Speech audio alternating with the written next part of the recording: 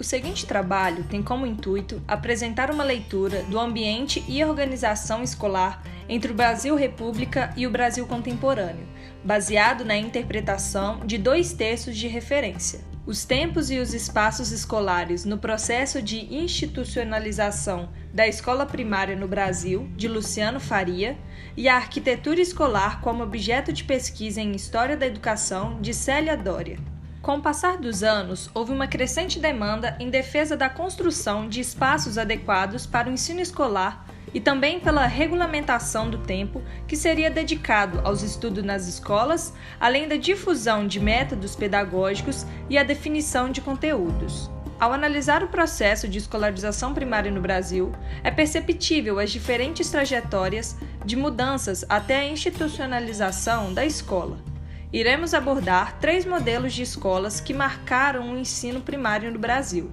Entre elas, as escolas de improviso, as escolas monumentos e as escolas funcionais. Nas escolas de improviso, como o nome já diz, o ensino era oferecido em espaços improvisados, como igrejas, prédios comerciais, na casa de professores, entre outros.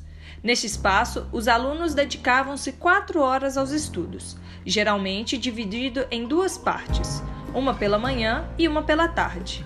O pagamento do salário do professor era responsabilidade do responsável pela contratação. Comumente, jornais divulgavam notícias sobre essas escolas, revelando a precariedade dos espaços, que desestimulavam os alunos no processo de aprendizagem. Além dos baixos salários, a ausência de prédios adequados para o estudo, a pobreza de recursos didáticos e também a higiene precária. As péssimas condições das instalações eram prejudiciais à saúde das crianças e limitavam a capacidade de aprender. Dessa forma, acentuou-se a urgência da construção de edificações apropriadas para o ensino infantil. Nas escolas monumento, também denominadas como templos do saber, buscavam alcançar um processo educativo exemplar durante o período republicano. A arquitetura escolar tinha como finalidade revelar os feitos do governo, fazendo referência à ordem e ao progresso, ou seja, enfatizando o espírito nacionalista. Tal modelo de escola associava-se à educação racional e científica. Havia delimitação do espaço escolar e também a necessidade de cumprir com os horários estabelecidos. Era muito comum encontrar nas salas de aula relógios, campainhas e sinos, objetos que enfatizam a necessidade de racionalizar o tempo, característica originária do capitalismo. No entanto, a rigidez imposta por esse modelo limitava o acesso de muitas crianças às escolas, já que nesse período era comum que os pequenos ajudassem os pais em atividades domésticas. O modelo de escolas funcionais foi marcado pela homogeneização de conteúdos, tempos, espaços e métodos. Havia a necessidade de estabelecer um modelo arquitetônico caracterizado com o neocolonial, como uma forma de ressaltar o sentimento nacionalista. Para o autor Azevedo, o ambiente escolar deveria ser educativo, um símbolo de alegria e envolvimento.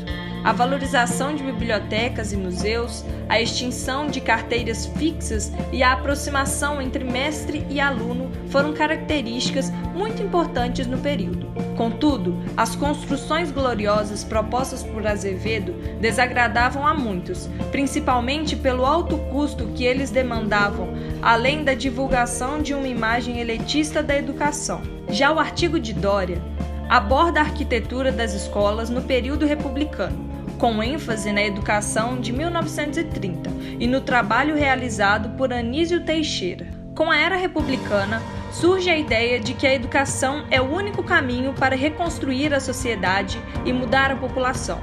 Com isso, cria-se os primeiros modelos das edificações escolares, salientando a higiene e o espaço de aprendizado. A arquitetura escolar passa a se diferenciar das outras edificações e passa a ser vista como um local destinado ao ensino.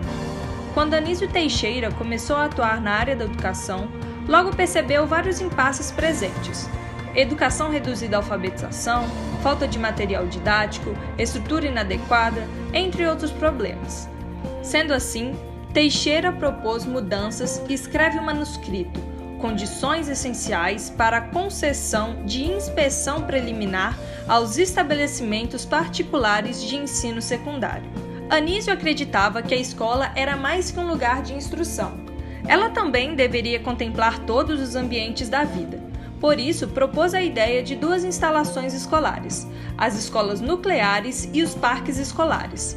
A primeira seria responsável pela instrução, e a segunda teria a educação social, física, sanitária, musical e assistência alimentar. Percebe-se que a estrutura e organização escolar mudou muito desde o Brasil colônia, e mesmo tendo melhorado em vários aspectos, ainda há muito o que fazer.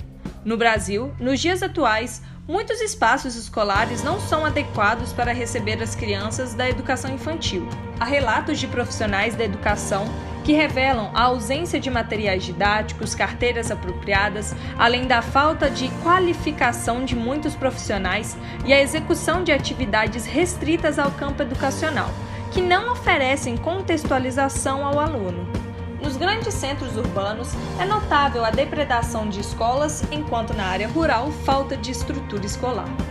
A própria arquitetura das escolas, caracterizadas pela presença de muros altos e grandes, assemelha-se a um ambiente fechado e restringe a liberdade de exploração das crianças, elemento este fundamental para o processo de ensino-aprendizagem dos alunos.